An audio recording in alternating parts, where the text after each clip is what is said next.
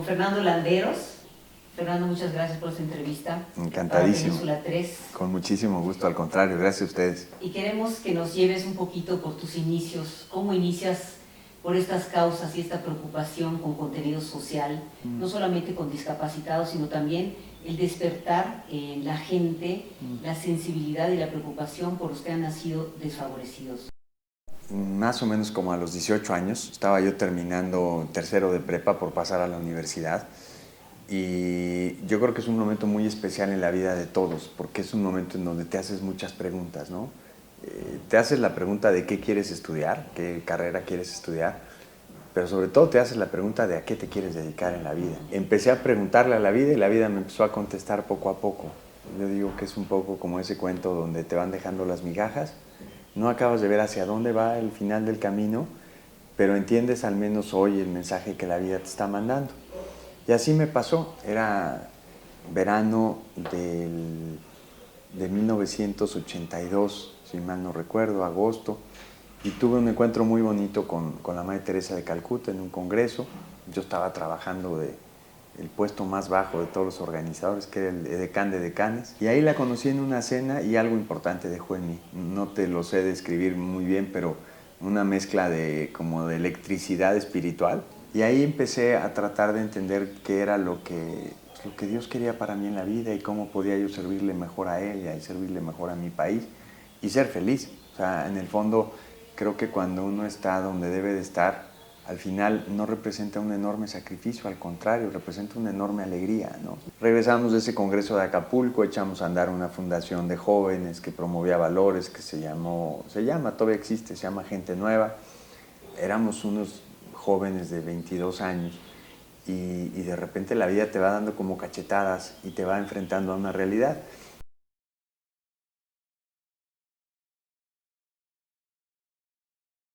El tema del hambre, el tema de la desnutrición, fue quizás en términos sociales el primer tema que nos cimbró. Lo importante en este tipo de proyectos es que tú puedes encontrar una dificultad, un reto, pero lo difícil es encontrar un camino, un cómo, un qué hacer, ¿no?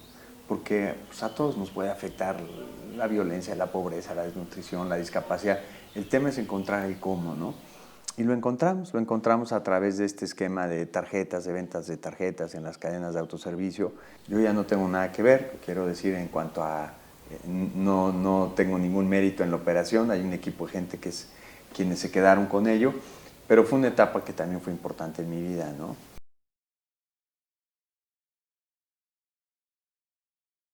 De estas reflexiones igual nace México Unido, que es una fundación cultural que era como un Gente Nueva, pero de adultos, como un Gente Nueva grande, promoción de valores en el país. Valores humanos sí muy impregnados en la cultura mexicana, ¿no? No puedes llamarles valores mexicanos porque no hay valores mexicanos, los valores son siempre universales, pero hay valores humanos que se arraigan más en algunas culturas que en otras, ¿no? Como por ejemplo el tema de la familia, ¿no? Es un valor universal, pero es muy mexicano, la verdad, es muy mexicano. Creo que es un país que sigue creyendo mucho en la familia. En México Unido lo que tratamos fue de rescatar esa parte como muy valiosa de los seres humanos, pero que están impregnados en nuestra cultura. Y la fundación sigue adelante, con menos, quizás es la fundación que hoy tiene menos actividad de las que me toca dirigir, ¿no? Y de ahí nacen otras dos fundaciones, Fundación Lazos, que es educación, y Fundación Teletón, que es salud, ¿no?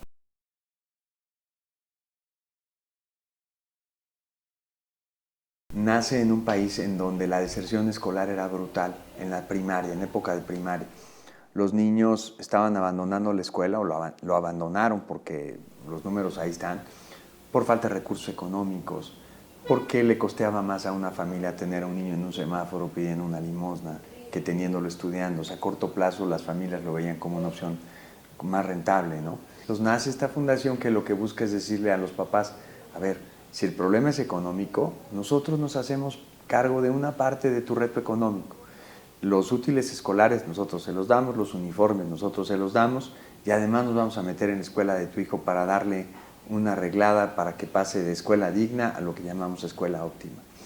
Y hoy es un programa que sigue funcionando muy bien. Tenemos un poquito más de 15,000 niños becados por un padrino que aporta una cantidad mensual. Y la fundación es como el puente entre el padrino y el ahijado, ¿no?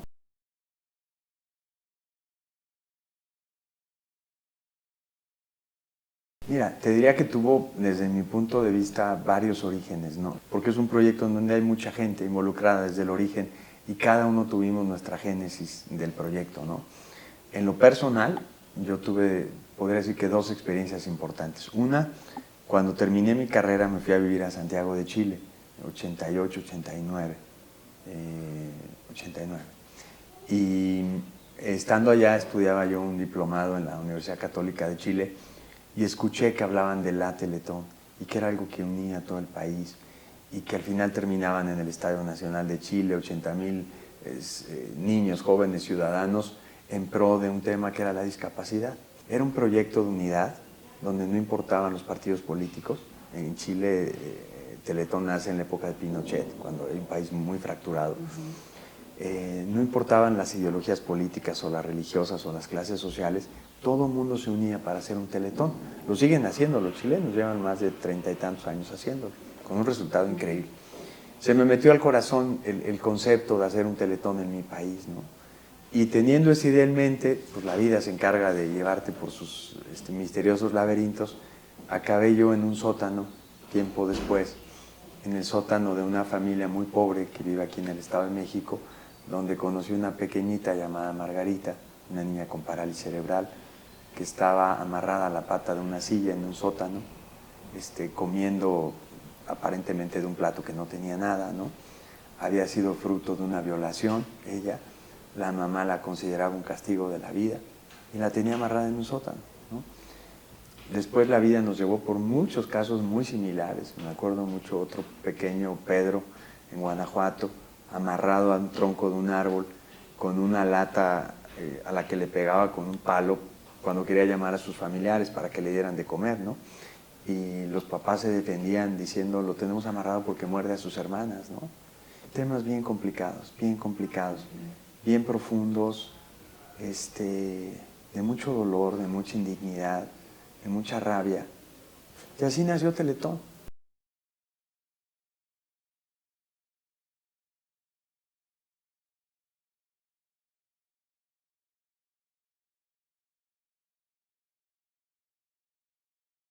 No es un tema fácil, sobre todo al principio no fue un tema fácil porque teníamos mucha fe en que el evento iba a dar un gran resultado, que se iban a generar recursos importantes y que tenía que ser una causa que lo ameritara, ¿no?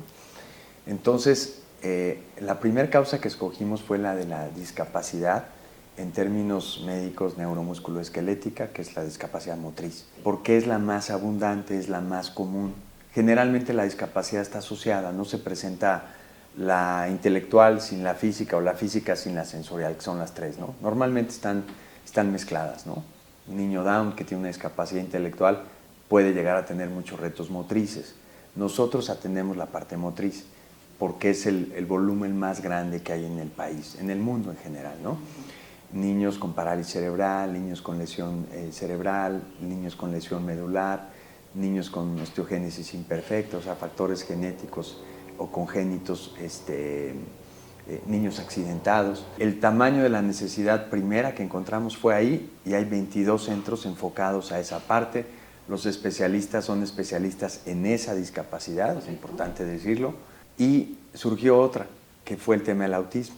Empezaban a llegar muchos niños con esto que para algunos es una enfermedad, que para otros es una discapacidad. Independientemente de cómo se clasifique, tiene consecuencias muy similares, ¿no? Y entonces nos dimos cuenta que no éramos la mejor opción para un niño con autismo y abrimos nuestro primer centro especializado en niños con autismo. Es terrible, es una de las cosas más difíciles que nos toca hacer todos los días. Y más te duele cuando a veces escuchas críticas al trabajo, porque no se dan cuenta que a quienes se están afectando son esos niños para quienes el tiempo es oro.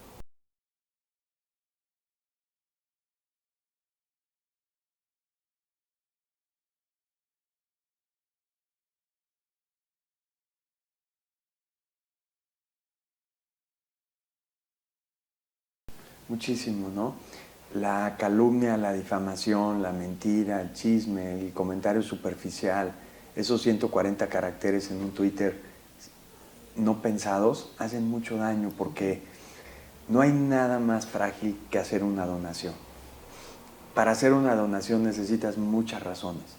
Te tiene que convencer por muchas motivaciones o razones una causa. Para dejar de hacer una donación basta una razón, una sola razón, que haya ruido alrededor de la causa. Y de repente, cuando grupos tan importantes, con tantos recursos destinados a desprestigiar una obra, importante decirlo, sin jamás haber pisado un CRIT o ofrecido una prueba de lo que dicen, porque las críticas no son muchas, se clasifican en 2 o 3, y una de ellas es el tema de evasión fiscal. Nadie jamás en 20 años ha podido aportar una prueba de evasión fiscal, no existe esa prueba, y sin embargo, duro y dale todos los años, te diría que casi todos los días. Yo hago una publicación en redes sociales y automáticamente me caen o más, ¿no? En épocas de Teletón creo que hasta conté 300 bots, ¿no? Anónimos, cobardes, sin dar la cara. Si algo ha hecho Teletón es justamente tratar de sacar a esos niños del anonimato, de la nada, de casi ser invisibles, o en otros casos más radicales, ser un estorbo, un castigo en la vida, y los hemos llevado a centros de rehabilitación que son felices, que son alegres, donde están contentos, donde se sienten importantes. Más allá de que haya una alta tecnología, que el edificio esté muy bien construido, que estén todos los especialistas, hay algo que es tan importante como todo lo anterior, y es que esos niños saben, en su corazón, más que en su cuerpo, que hay un país entero que los consideró importantes, y porque eran importantes, lo contrario de lo que pasaba hace 20 años, les construyeron esos centros de primerísimo mundo, ¿no?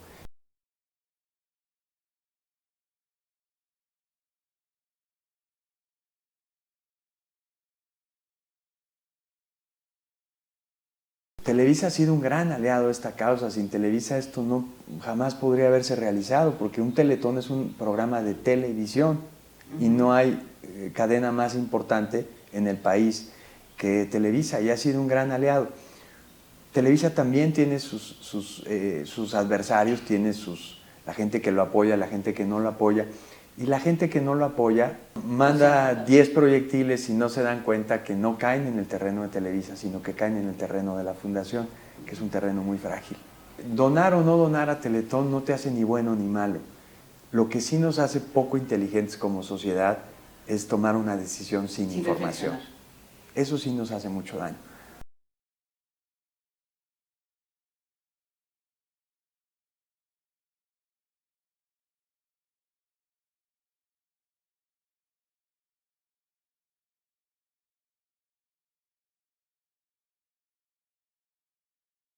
Nosotros el año pasado dijimos, a ver, conoce la obra.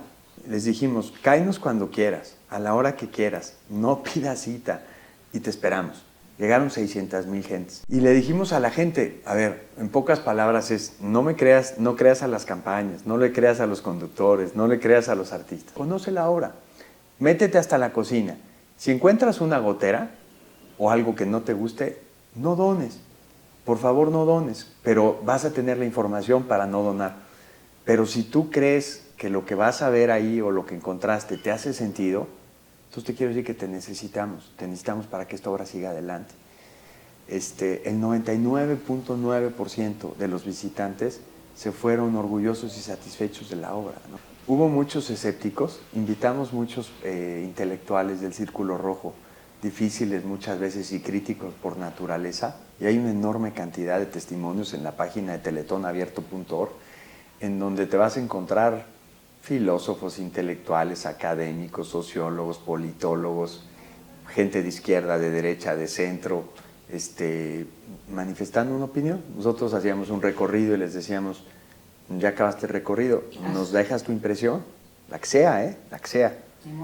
Y ya están todos los testimonios, gente incluso crítica específicamente de Televisa, que no apreciaba la labor de Teletón por su cercanía con Televisa. ¿Cuántos CRITs hay?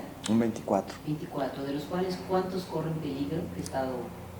Corre peligro todo el proyecto. Todo el proyecto corre peligro, porque no es que sean, digamos, hijos aislados, ¿no? Que se mantengan solos, ¿no? todos son parte de una familia y la mala economía de un CRIT afecta a la economía de otro CRIT.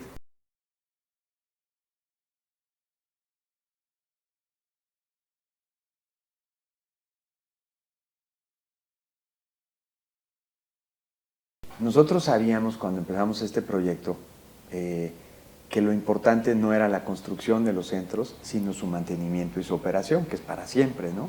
Construirlo lo haces una vez y se acabó. Porque más nosotros jamás buscamos a los gobiernos, siempre fueron los gobiernos los que nos buscaron a nosotros. Yo, Sociedad Mexicana, voy a hacer un evento en diciembre y voy a reunir el 100% de los recursos para construir, para equiparlo, para dejar un centro del primer mundo. Y yo lo voy a operar como fundación. La fundación construye y equipa y opera. Este esquema en donde los gobiernos estatales, en algunos casos, los municipales en otros, la suma de los dos en otros, o empresarios en otros, pues funcionó extraordinariamente bien hasta hace 2 años. Y hace 2 años empezamos a tener problemas con algunos gobiernos, ¿no? ¿Cuál es la excusa que da o cuál es la...? Pues que hay otras necesidades, pero como... ¿Cuáles son? Pues pavimentar calles y seguridad y baches, y etc. Y yo les digo, yo no dudo que sean necesidades, pero eso lo hubieran pensado cuando firmaron un convenio y cuando le dijeron a todo el país que su dinero iba a estar en buenas manos. Y bueno, estamos pasando una situación muy difícil. La invitación es decirle a la gente, a ver, entre todos lo construimos, solamente entre todos podemos sacar adelante esta obra, ¿no?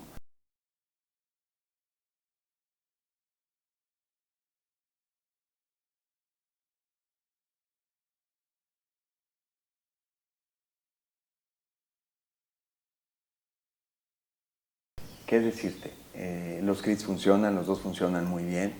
En el caso de Quintana Roo, hemos tenido retrasos importantes en el compromiso del gobierno. Aunque haya habido retrasos, nosotros jamás hemos retrasado una rehabilitación, la seguimos dando. Pero evidentemente afecta la vida de toda la institución, ¿no? Y llegamos a un punto en donde estamos en una situación verdaderamente crítica, ¿no? Hemos solicitado al gobierno del Estado de la manera más atenta y respetuosa pues que se ponga al día y pague lo que está establecido en un decreto, en un convenio autorizado por el Congreso del Estado. Tampoco construimos el CRIT en Cancún por iniciativa propia, lo construimos por petición del gobierno del Estado, un compromiso firmado con valor jurídico. Confiamos en que la administración que ahora sale pueda, como lo había hecho en ocasiones anteriores, pues cumplir el 100% de su compromiso y por supuesto que la administración nueva pueda darle continuidad a esta obra, que repito, es un compromiso del Congreso del Estado, ¿no?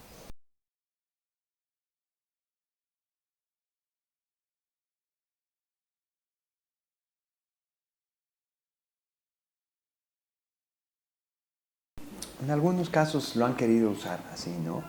Nosotros siempre le bajamos un poquito el volumen a ese tema porque no nos gusta caer. Lo hacemos un proyecto firmado por el Congreso para que no sea un proyecto del Ejecutivo Estatal. Sino que pase, ¿no? Atrás. Y que sea transeccional, ¿no? Es decir, el mecanismo original que propone la Fundación es bastante seguro, ¿no? Pero evidentemente siempre requiere de la persona responsable que lo cumpla, ¿no? En el caso de Yucatán, en el caso de Mérida, las cosas han funcionado extraordinariamente bien, ¿no? Y las aportaciones que el gobierno del Estado comprometió de la misma manera vía un decreto del Congreso del Estado, se han venido cumpliendo cabalmente, ¿no?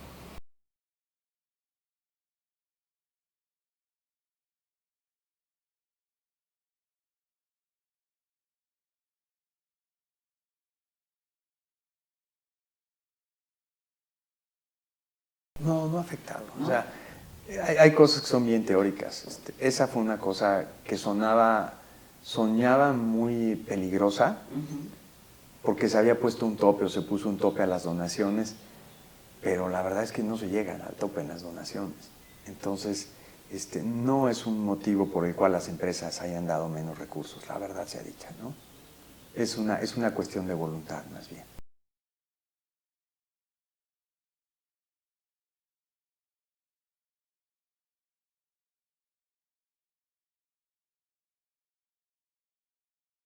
Yo te diría que todos, en particular con un poquito mayor de importancia la clase alta. resulta difícil de entender porque una clase alta tiene más acceso a la información, tiene más medios para llegarse de razones y de argumentos, tiene más facilidades de conocer las obras, ¿no? Sin embargo, la contaminación también llegó ahí, ¿no? Hay también quizás este deseo de no ver el dolor o de hacerlo a un lado, de vivir cómodamente, física y emocionalmente, y entonces, claro, estos niños me agreden y me ofenden, ¿no? Porque no es lo que yo quiero ver. Pues no se trata de lo que yo quiera ver, se trata de lo que existe, que no es una realidad desagradable, es una realidad llena de riqueza humana y de valores, ¿no?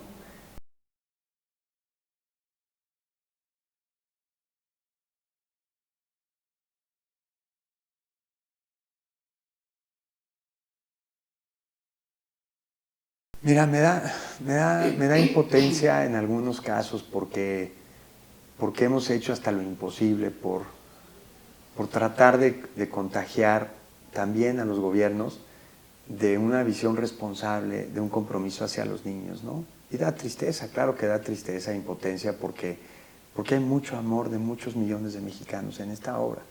Y hay miles de niños allá afuera que lo necesitan y la vida nos ha demostrado que lo necesitan y lo necesitan mucho. Entonces, por un lado es como impotencia, tristeza, decepción.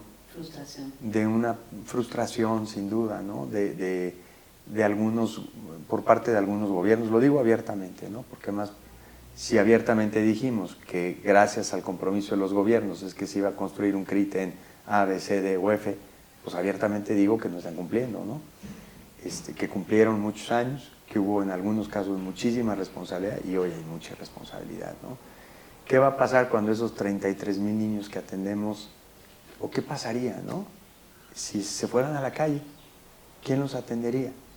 ¿Cuáles serían sus opciones? En lugar de pagar... Volver a ser amarrados a un árbol, pues, probablemente. Pues sí, y no es exagerado decirlo, ¿eh? Una familia que hoy paga una tanda de 10 terapias a 15 pesos, ahora va a salir a la calle a buscarlas a 300 pesos por una terapia. Ese niño no va a recibir terapias, esa es la verdad de las cosas. Esos son nuestros niños mexicanos, para mí la población más importante que tiene este país, ¿no? Los más vulnerables, los que más lo necesitan, los que más nos han enseñado, los que más han luchado a lo largo de todos estos años, los que mejor ejemplo nos han dado, ¿no? Entonces, claro que duele, claro que duele. No es un dolor que paraliza, al contrario, estamos trabajando más que nunca, queremos hacer consciente a la sociedad más que nunca de este reto que tenemos.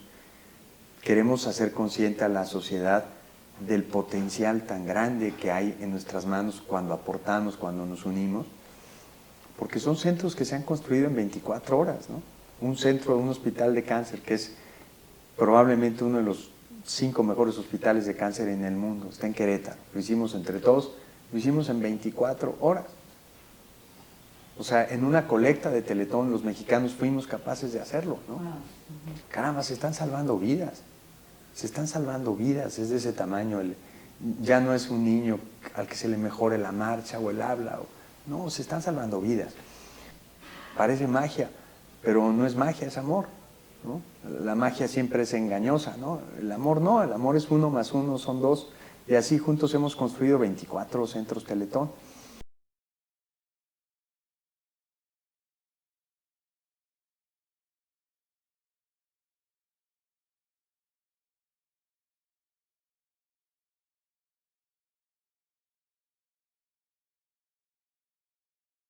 Es creer no en base a una fe ciega, sino en base a las obras y a los hechos y a la información real, ¿no? Yo cuando hicimos el primer Teletón sí era creer y era una fe ciega, no había nada.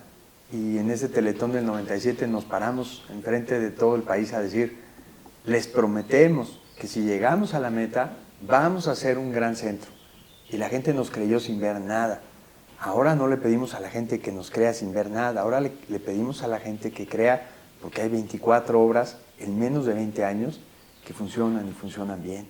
O sea, es mucho más fácil, podríamos decir, hoy en día donar porque ya hay una realidad. Ahora yo le digo a la gente, no recurras a la fe, no te pido fe, porque fe es algo que no ves, ¿no? Que no tocas, que no palpas. Recurre a la razón. Ahí están los argumentos. pero no decidas sin información, no decidas porque hubo un grupo de personas que año tras año decidieron criticar una obra por sus propias agendas personales y te enfriaron el corazón, y te enfriaron los argumentos, y te enfriaron la fe. Eso es lo que no nos hace inteligentes como sociedad.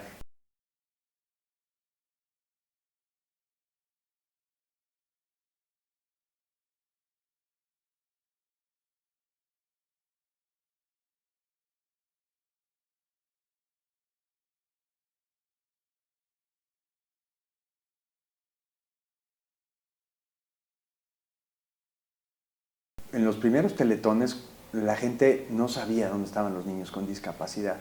Entonces, por primera vez el país los conoce y el país se simbra. ¿Por qué te simbras ante un niño que debiera estar en un columpio y esté en una silla de ruedas? Claro que te simbras por dentro. Tenemos que entrar a una visión de cultura social mucho más moderna, en donde consideremos que ese 10% de la población es parte de la población, es parte, dicho en forma positiva, de nuestro paisaje social. Son parte de, no pueden estar escondidos, no pueden estar relegados, no pueden estar ensotanados, no pueden estar amarrados. Y lo logramos, creo que se logró algo muy bonito. Pero luego también lo que hoy se ha dado es que volviéndose parte del paisaje dejó de conmover. Y entonces empezaron a surgir las críticas, ¿no? Es que Teletón usa a los niños para explotar emocionalmente a la sociedad. Si los usáramos, es que nos estaríamos aprovechando de ellos. Aquí nadie se ha aprovechado de nadie y nos hemos puesto de rodillas al servicio de esos niños. Eso no es usar, eso es servir, lo contrario de usar.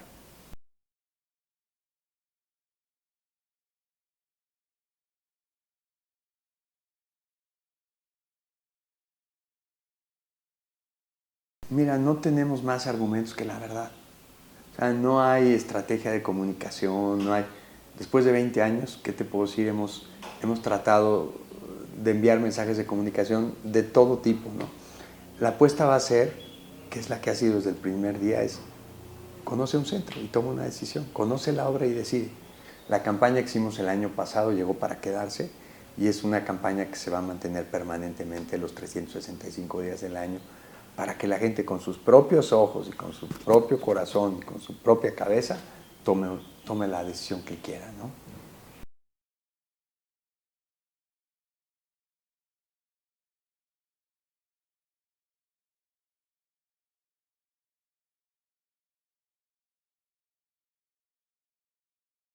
Ayer, por ejemplo, en Querétaro, ¿no?